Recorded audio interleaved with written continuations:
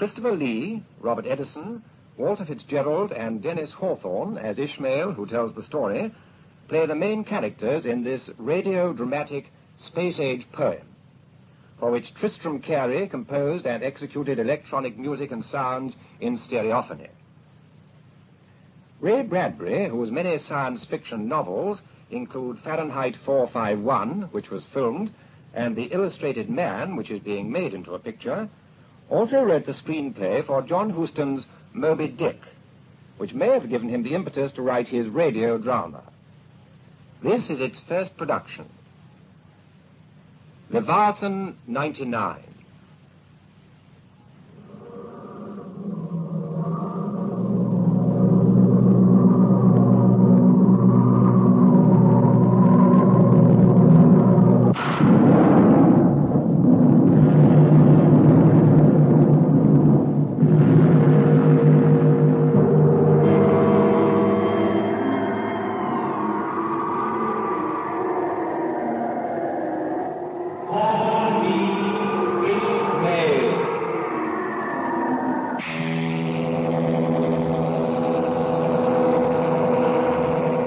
Ishmael, in this year 2099, when strange new ships sail toward the stars instead of under them, attack the stars instead of fearing them, a name like Ishmael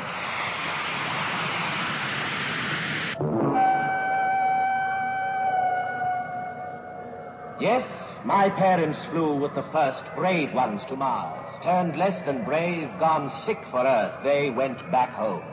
Conceived in that journey, I was born in space. A child so birthed in desolations, homeless between yestermorrow and noon's midnight, must have a proper name. My father knew his Bible and recalled another outcast who wandered dead seas long years before Christ.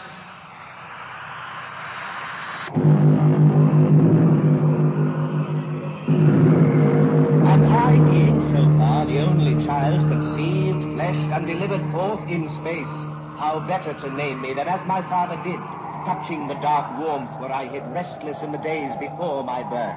And he did indeed call me Ishmael.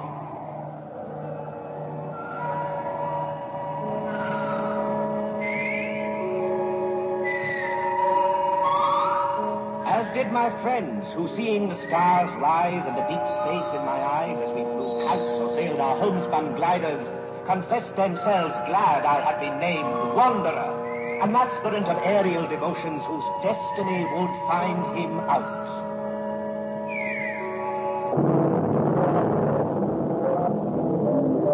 Some years ago, I thought I would soar about and see all the seas of wind that roam the world. Whenever it is a damp November in my soul, I know it is high time to take to the sky again.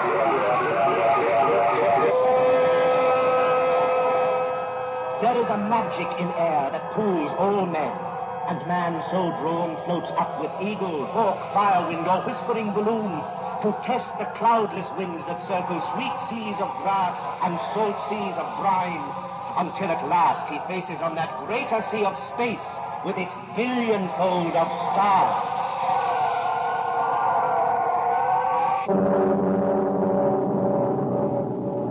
And so, on a Saturday late in the year 2099, borne by my own jet-packet power, I duly arrived at the Cape and hung upon the air. A fledgling bird among yet greater birds of fire and steel, and felt the floodgates of the vast and waiting universe swing open in my soul.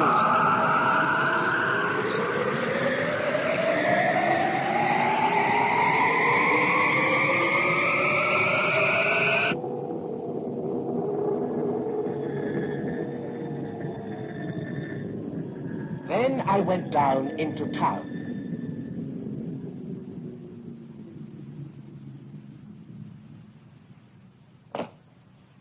I discarded my wings and traveled now by moving sidewalk. Into a fort, a metal barracks, a dropping place for tired spacemen. No, a beautiful, computerized, quietly programmed and machined Garden of Eden. For, you see, a spaceman's hostel must be half into outer space. It is a world between. A chapel, perhaps, where men come to commune with their raw souls, organize their gizzards, prepare their bones to be broken on the great rack of gravity and far traveling. Here, the new altars where we might panoply ourselves in strange new costumes, take unguents, genuflect the proper genuflections until the day our souls spoke up. Condition go. I register by pressing my hand to a metal identity plate, which reads my sweaty prints like some modern witch of palmistry to plan my future and choose my roommate by machine. Floor 1, cubicle 9. My roommate's name, Quell. Well, let's look at him.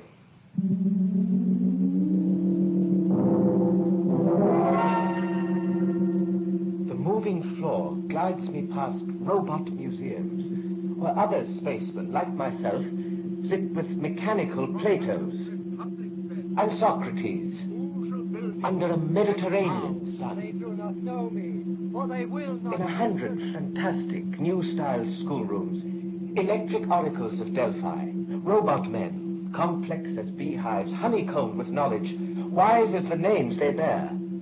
Schweitzer, Huxley, Aristotle, run secret tapes in their oil machinery heads and speak forth truths to listening fools who would be wise. But here's my room. There's my thumbprint on the scanning lock. I hope my roommate is not a huge spider. I do try to like spiders, but... There. The door open. Shut. I am in my room.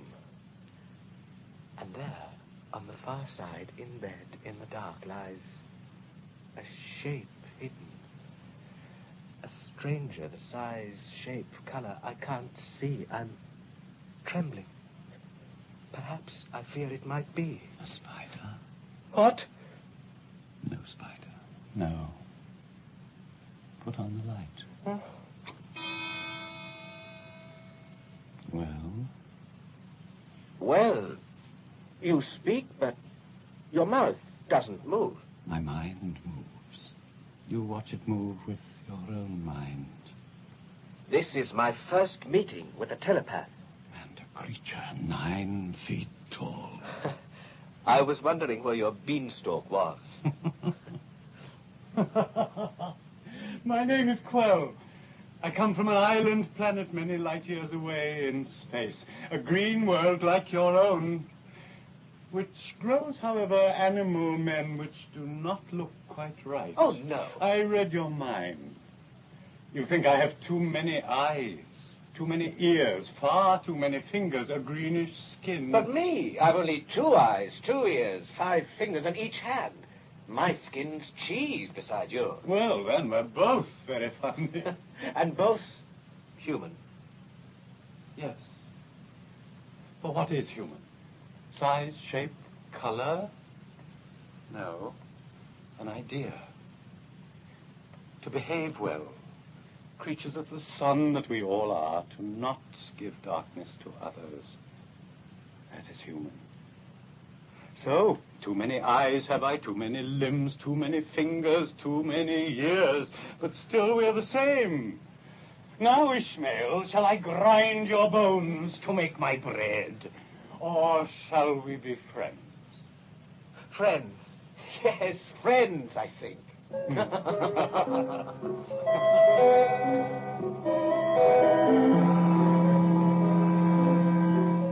And friends we were.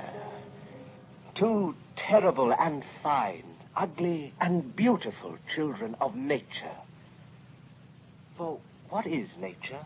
Why, God surprised. God continuing to surprise himself with odd miracles of flesh. And there was nothing odder or more miraculous than Ishmael and Quell from the far islands of the great Andromeda Nebula.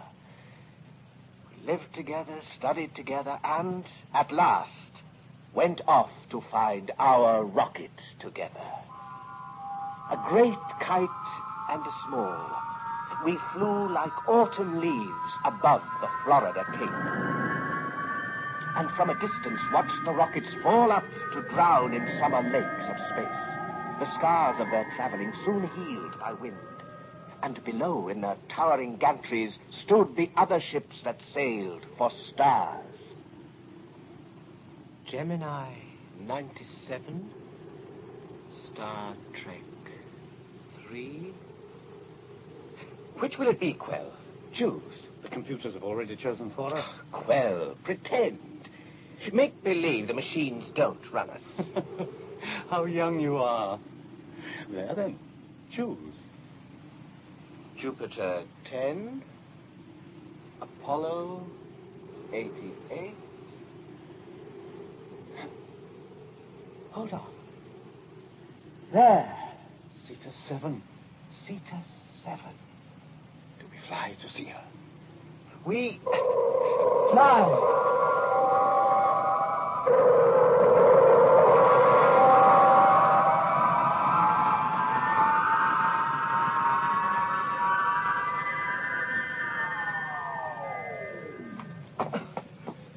There. Biggest rocket ever built. Cetus. Sirs, Yes? friends, We are no friends of yours. you're quick to read my mind.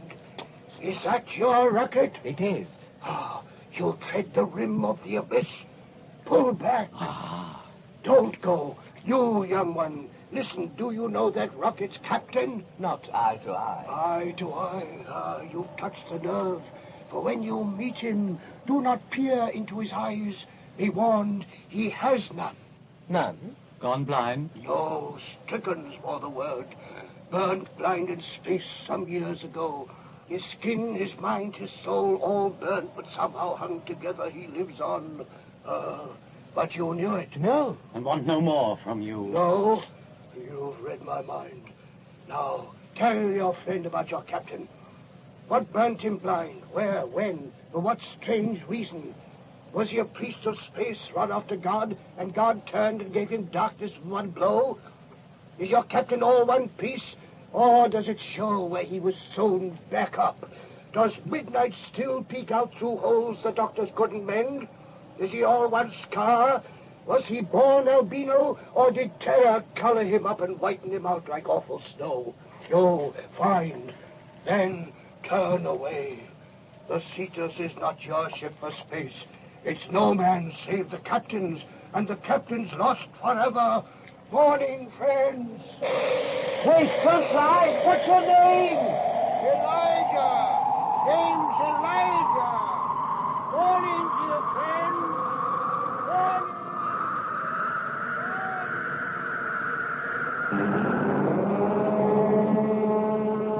The thunder of Elijah's prophecy was lost in the grand thunder of the rocket being tested. The last of 1 million supplies were going aboard.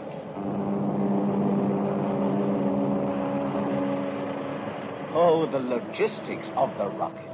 Computerized the decisions, going on 1 billion for each trip. The nursing bottles full of super homogenized gunk for suckling men. Botanical gardens. Rare, small, compacted jungles which inspire bad, suspire good, oxygenated airs. Capsuled ocean seas which grow algae for atmospheres and salads. Machines which spin the sweats of rocket man to fresh new rains to be drunk again. Not the Lord's Prayer inscribed on a pin, but whole books stamped on needles whereby to sew up the tears in one's space-worn soul. Strange machines, stranger men. The half our crew were accidents of nature in a baroque humor. That is to say, midgets and dwarves. We were babes, to be cradled in the lap of space. Half size, but cheap at half the price, for each pound of rocket man is worth thousands of dollars. in oxygen, fuel, food, water, living room. So much of our ship was toy cabins, with toy people squirrel caged in them. Years back, dwarves, midgets like us, had short lifespans and poor health. But now they have put our chromosomes in a vice and compressed us down a healthy, cookie-cutout genius. A gargoyle lost from the front porch of Notre Dame, and we small boys, age 30, fresh from the womb that has diminished his cells, journey with your giant 6-foot men and make space our incredible toy chess. So the final burgeoning of the Zeta 7 was with titans and bright child men toddling in their shed. But at no time in all this bustling preparation did any of us see, blind or otherwise, the prophesied captain of our ship. At last, the Zeta 7 stood ready. Nearby upon the Florida sands was a church, a vast place which entered was a replica of deep night and the million stars. No astronaut failed to wander here before his long night in space. Here came Quell and I on a rainy Sunday to find our way among bright tombstone plaques which touched, whispered the fates of lost astronauts and their wandering graves.